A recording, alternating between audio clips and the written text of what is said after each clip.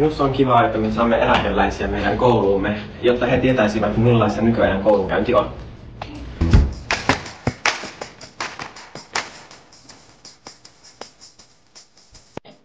On tosi mukavaa saada viettää aikaa eri sukupolven edustajien kanssa ja tehdä mukavia asioita yhdessä.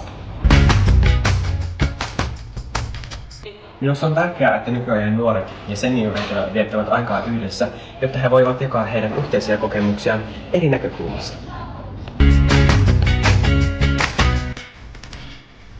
Senioreilta voi saada myös hyviä neuvoja esimerkiksi koulunkäyntiin.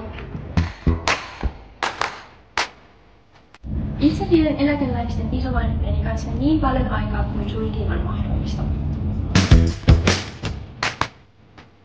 Minä pyrin viettämään mahdollisimman paljon aikaa eläkeläisten kanssa, ja suurin osa ajasta tuleekin vietettyä minun isovanhempien kanssa, jotka ovat jääneet eläkkeelle. Minä toivon, että Sonkajärven seniorit ymmärtäisivät nykyajan koulun käynnistä, että millaista se on nykyään verrattuna siihen, millaista se oli ennen heidän aikaansa.